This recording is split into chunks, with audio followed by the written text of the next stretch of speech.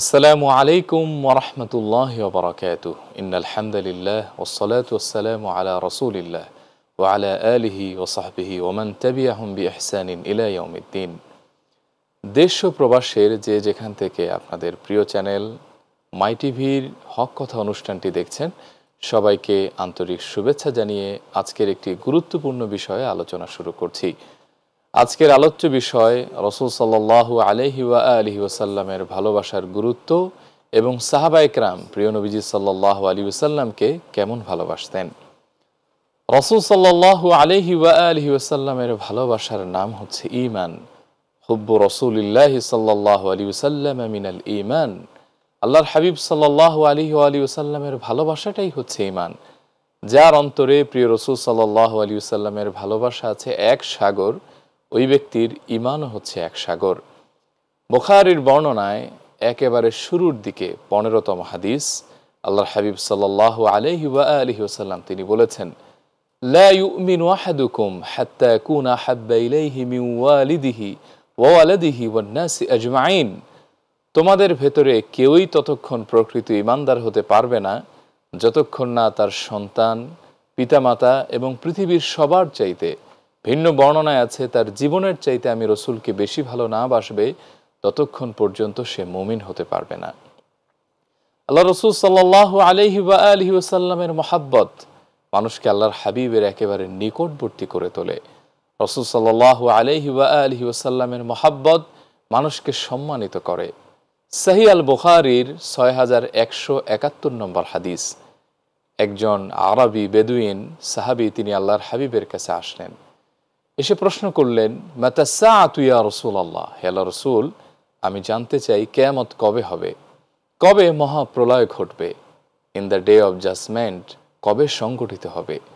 রাসূল সাল্লাল্লাহু আলাইহি ওয়া আলিহি ওয়াসাল্লাম তাকে প্রশ্ন করলেন, মা আ'দাত্তা লাহা, তুমি কিয়ামতের দিন তারিখ ক্ষণ তালাশ করছো, তোমার আমলনামায় কি এমন আছে যার বলে তুমি এটা তালাশ করতেছো, কি জড়ো করেছো তোমার আমলনামায়।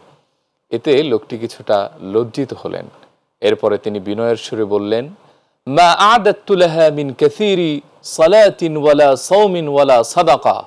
হে আল্লাহর রাসূল সাল্লাল্লাহু আলাইহি ওয়াসাল্লাম, আমি আমার আমলনামায় অনেক বেশি সাদাকা, সালাত এবং সাওম রোজার আমল জড়ো করতে পারিনি, তবে আমার একটি শক্তি আছে, ওয়ালাকিন্নী উহিব্বুল্লাহ ওয়া রাসূলাহ, আমি আমার হৃদয় দিয়ে, আমি আমার প্রাণ দিয়ে, দিল দিয়ে, আমার জীবন দিয়ে আল্লাহ এবং তার রসুলকে সবচেয়ে বেশি ভালোবেসেছি। আল্লাহর হাবিব বললেন, আনতা মা'মান আহবাবতা, তুমি যাকে ভালোবেসেছো তার সাথেই তোমার হাসর হবে, তার সাথেই তোমার পরকালীন জিন্দেগিটা অ্যাটাচ হয়ে যাবে। সুবহানাল্লাহ। আল্লাহর হাবিব যেন তাকে একেবারে খুব সুন্দর করে একটা সুসংবাদ দিলেন, আমাকে যেহেতু ভালোবেসেছো, তুমি কিয়ামতে আমার সবচেয়ে নিকটবর্তী হবে, আর আল্লাহ তাআলাকে ভালোবেসেছো, আল্লাহ তাআলার পক্ষ থেকে তুমি নাজাত পাবে, মাগফিরাত পাবে, দয়া পাবে। সুবহানাল্লাহ। সাহাবায়ে কেরামের ভালোবাসার নমুনাটা যদি আপনি একটুখানি হাদিস কেন্দ্রিক দেখেন, আপনি অবাক হয়ে যাবেন, আপনার চোখ অশ্রুসিক্ত হবে, আপনিও দিলে দিলে তামান্না একেবারে সঞ্চারিত করবেন যে আমার মরণের আগে যেন আল্লাহর হাবিবের জিয়ারত একবার নসিব হয়, আমি যেন জীবনে একবার হলেও আবেগ ভরা দরুদ ও সালাম রওজায়ে মুতাহহারের পাশে দাঁড়িয়ে দিতে পারি। আল্লাহর হাবিব সাল্লাল্লাহু আলাইহি ওয়াসাল্লামকে সাহাবায়ে কেরাম কেমন ভালোবাসতেন। সহিহ আল বুখারীর সবচেয়ে লম্বা 3টি হাদিসের একটি হচ্ছে এটি। এই হাদিসটি প্রায় ১৭০০ শব্দ যুক্ত একটি হাদিস। এই হাদিসের মাঝ থেকে আমি একটু ইবারত আপনাদেরকে পড়ে শোনাচ্ছি।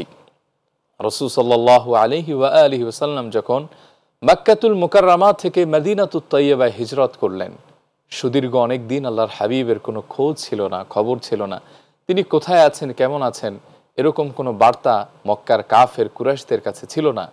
উরওয়া ইবনে মাসউদ নামে এক ব্যক্তিকে তারা গোয়েন্দা হিসেবে নিযুক্ত করে মদিনাতুল মুনাওয়ারায় প্রেরণ করলেন।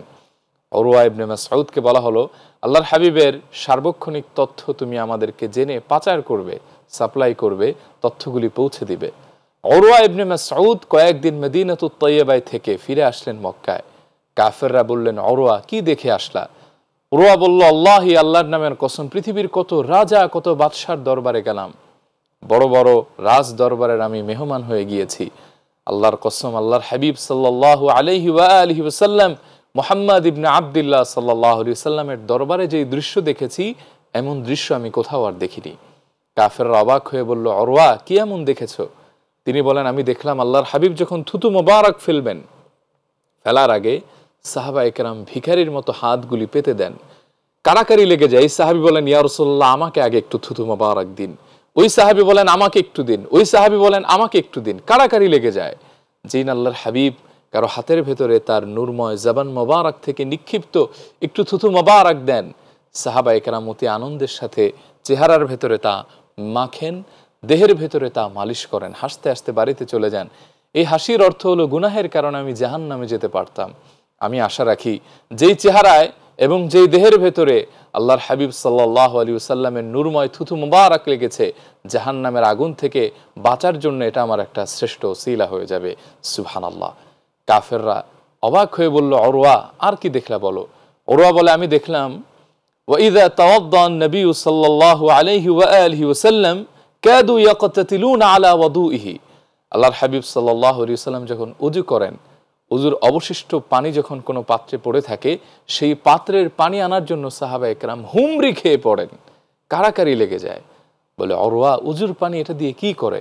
বলে, ফাজআলান নাসু ইয়াখুযুনা মিন ফাদলি ওয়াদুইহি ফায়াতামাসসাহুনা বিহি।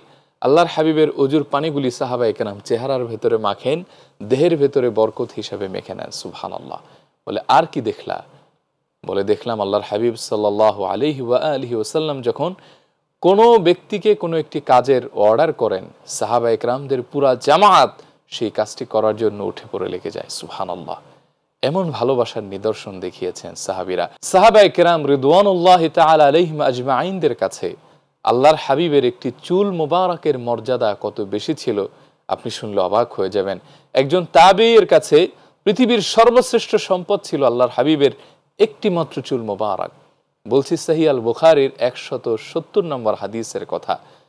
প্রসিদ্ধ একজন মুহাদ্দিস, তাবেঈনদের মুহাদ্দিসদের ভেতরে সম্রাট যিনি ছিলেন, মুহাম্মদ ইবনে সিরিন, তিনি বলেন, কুলতু লি আবিদা, আমি একদিন আমার স্ত্রী আবিদাকে একদিন আনন্দের সাথে জানালাম, ইনদানা মিন শা'রিন নবী সাল্লাল্লাহু আলাইহি ওয়া আলিহি ওয়াসাল্লাম, আমাদের কাছে প্রিয় রাসূল সাল্লাল্লাহু আলাইহি ওয়া আলিহি ওয়াসাল্লামের কিছু চুল মোবারক সংরক্ষিত আছে, মওজুদ আছে। আসাবনাহু মিন কিবালি আনাস আও মিন কিবালি আহলি আনাস, যেটা আমরা আনাস রাদিয়াল্লাহু তাআলা আনহু অথবা তার পরিবারের কারো থেকে পেয়েছি। হযরতে আনাস রাদিয়াল্লাহু তাআলা আনহুর মা, তিনি ছিলেন উম্মে সুলাইম বিনতে মিলহান রাদিয়াল্লাহু আনহা। ঐতিহাসিকদের মতে আল্লাহর হাবিবের চুল মোবারক সবচেয়ে বেশি সংরক্ষণ ছিল তার কাছে। তিনি বলেন, এটা আমি আনাস রাদিয়াল্লাহু তাআলা আনহু অথবা তার পরিবার থেকে পেয়েছি। এবার দেখেন প্রিয় নবীজির একটি চুল মোবারকের প্রতি তাবেঈনে আযমদের কেমন ভালোবাসা ছিল। ফাকালা লা আন তাকুনা ইনদি শা'রাতুম মিন আহাব্বু ইলাইয়া মিনাদ দুনিয়া ওয়া মা ফিহা। তিনি বলেন, আল্লাহর হাবিবের চুল মোবারকগুলি থেকে যদি মাত্র একটি চুল মোবারক আমার কাছে মওজুদ থাকে, সংরক্ষিত থাকে, আমার কাছে মালিকানায় থাকে, সমগ্র পৃথিবী এবং পৃথিবীর মাঝখানে যা আছে সব আমার কাছে থাকার চাইতে আল্লাহর হাবিবের একটি চুল মোবারক আমার কাছে থাকা অতি পছন্দনীয় হবে, অতি প্রিয় হয়ে যাবে। সুবহানাল্লাহ। সাহাবায়ে কেরাম শুধুমাত্র আল্লাহর হাবিবের থুথু মোবারকই চেহারায় মাখতেন না, শুধু মাত্র ওযুর পানি মোবারকগুলি চেহারায় মাখতেন না। সহিহ আল বুখারীর 190 নম্বর হাদিস প্রমাণ করে, সাহাবায়ে কেরাম রিদওয়ানুল্লাহি তাআলা আলাইহিম আজমাইনগণ আল্লাহর হাবিব সাল্লাল্লাহু আলাইহি ওয়াসাল্লামের ওযুর পানি মোবারকগুলিও পান করতেন বরকত হিসাবে। সহিহ আল বুখারীর 190 নম্বর হাদিস, সাইব ইবনে ইয়াজিদ বলেন, যাহাবাত বি খালাতি ইলা নবী সাল্লাল্লাহু আলাইহি ওয়া আলিহি ওয়াসাল্লাম, আমি একবার আমার খালার সঙ্গে আল্লাহর হাবিবের মোবারক দরবারে গেলাম। আমার খালা বললেন, ইবনা ইবনা উখতি ওয়াজিউন ইয়া রাসূলুল্লাহ, হে আল্লাহর রাসূল, আমার ভাগিনাটা অসুস্থ। এই কথা শুনে ফামাসাহা রাসি, আল্লাহর হাবিব তার নূরময় জ্যোতিময় হাত মোবারক দ্বারা আমার মাথা মাসেহ করলেন। ওয়া দাআ লি বিল বারাকাহ, আমার জন্য বরকতের দোয়া করলেন। সুম্মা তাওয়াদ্দা, এরপরে আল্লাহর হাবিব সাল্লাল্লাহু আলাইহি ওয়াসাল্লাম ওযু করলেন। ফাশরিবতু মিন ওয়াদুইহি, আমি আল্লাহর হাবিবের ওযুর পরিপূর্ণ সব পানিগুলি পান করলাম। সুবহানাল্লাহ। কারণ সাহাবী জানে এই বরকতময় পানি যদি পেটের ভেতরে যায়, পেটের রোগ ভালো হয়ে যাবে, জাহান্নামের আগুন থেকে বাঁচার একটা সর্বোচ্চ ওসিলা হয়ে যাবে। এই হাদিসে তো আমরা দেখলাম অজুর পানি পান করেছেন, আপনি অবাক হয়ে যাবেন। সহি হাদিস থেকে প্রমাণিত দুইজন সাহাবী আল্লাহর হাবিব সাল্লাল্লাহু আলাইহি সাল্লামের রক্ত মোবারক পান করেছেন।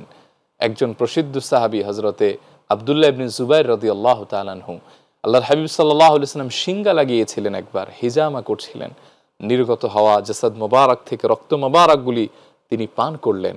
আল্লাহর হাবিব বললেন, আব্দুল্লাহ ইবনে জুবাইর, যেই দেহের ভেতরে আমি রাসূল সাল্লাল্লাহু আলাইহি ওয়া আলিহি ওয়াসাল্লামের রক্ত একবার প্রবেশ করে, আগুন তার জন্য সব হারাম হয়ে যায়। সুবহানাল্লাহ।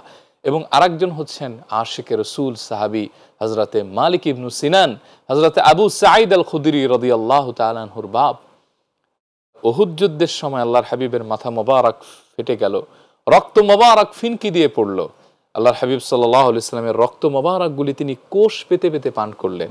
আল্লাহর হাবিব বললেন, মালিক, এটা তুমি কি করলে? বলি, ইয়া রাসূলুল্লাহ, আপনার মহব্বত এই কাজটি করতে আমাকে বাধ্য করেছে। আপনার রক্ত মোবারক আমার চোখের সামনে নির্গত হবে জমিনে, আর সেটা আমি বরদাস্ত করব, তা কি করে হয়?